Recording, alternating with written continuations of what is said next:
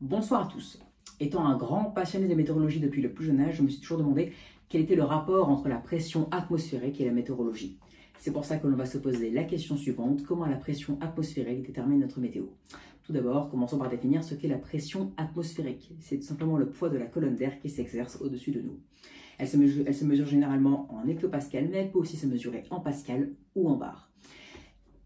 La pression donc au sol est dite normale est d'environ 1013,25 hectopascal, ce qui revient à dire 101 325 pascal ou alors un bar. On utilise le baromètre pour mesurer cette pression atmosphérique et le manomètre pour calculer la pression dans une enceinte fermée. Il y a des rapports entre pression et altitude car il faut savoir que la pression diminue au fur et à mesure que l'on augmente en altitude. La pression par exemple à 1500 mètres d'altitude est de 850 hectopascal, tandis que la pression à 5570 mètres d'altitude est de 500 hectopascal. Il faut savoir que 80% de l'air se concentre entre 0 et 12 km d'altitude, 12 km d'altitude qui est la tropopeuse.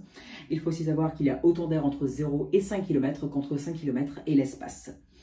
Torricelli, donc, qui a fait une magnifique expérience il y a environ 400 ans pour prouver que la pression atmosphérique diminuait au fur et à mesure qu'on augmentait en altitude, fait qu'aujourd'hui on va appliquer son expérience en calculant la pression atmosphérique en haut du Mont Blanc puis en haut du Mont Everest. Donc la pression en haut du Mont Blanc, on peut la calculer grâce à la formule P atmosphère moins ρ fois G fois H. Donc pour la pression en haut du Mont Blanc, c'est égal à P atmosphère moins ρ fois G fois H, donc qui est égal à 101 325 pascal moins 0,98 grammes par litre fois 9,81 fois 4807 mètres d'altitude, qui revient à dire environ 550 hectopascal ou alors 55 000 pascal.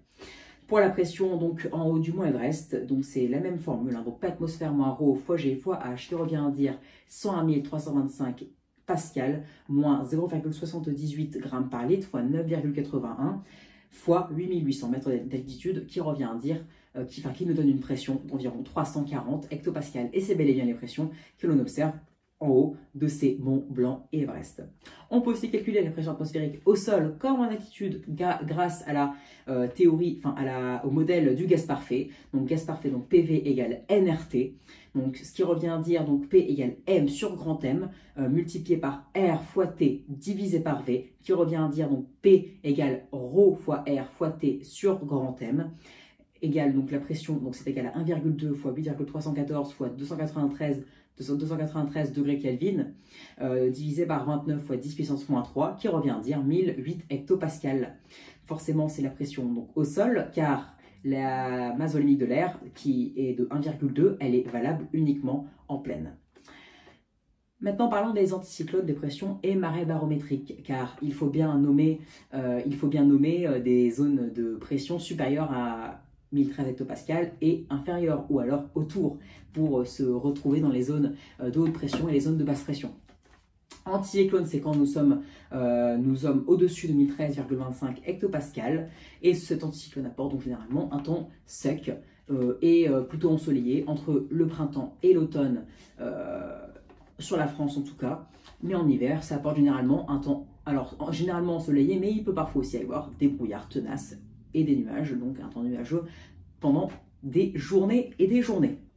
Pour les dépressions, ça apporte généralement un temps humide et venteux, notamment en hiver. En été, ça se caractérise par des gouttes froides qui apportent généralement un temps orageux. Le marais barométrique se caractérise par des conditions météo plutôt mitigées, donc alternance entre passage nuageux et même pluvieux.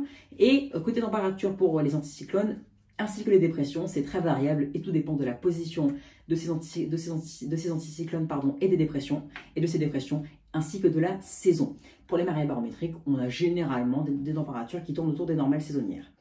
Mais ce qui intéresse tout particulièrement nos météorologues, ce sont les changements de pression et surtout les chutes de pression, car c'est elles qui annoncent l'arrivée d'un temps très pluvieux et très venteux. Et ce sont d'ailleurs dans ces conditions que l'on observe parfois l'arrivée de bombes météorologiques qui nous ramènent les tempêtes les plus destructrices et violentes de l'histoire. C'est d'ailleurs sous ces bombes météorologiques que l'on observe les cœurs dépressionnaires les plus creux, donc les records de basse pression, par exemple avec 951,8 hectopascal à la pointe de La Hague le 25 février 1989 en France, ou alors 870 hectopascal sous un cyclone tropical au large des Philippines. Les records de haute pression sont quant à eux atteints sous un anticyclone très imposant et durable. Il est de 1049,5 hectopascal en France et de 1086,8 hectopascal dans le monde. Les isobars donc, que l'on retrouve sur les modèles météorologiques sont des tracés de lignes qui relient des points d'égale pression effectués de 55 hectopascal. Ces cartes donc permettent de délimiter les zones dépressionnaires des zones anticycloniques. Donc comme vous l'aurez compris, les zones dépressionnaires, c'est des isobars resserrés qui donnent donc un temps pluvieux et venteux, et les zones anticycloniques, isobars desserrés qui donnent un temps calme et sec.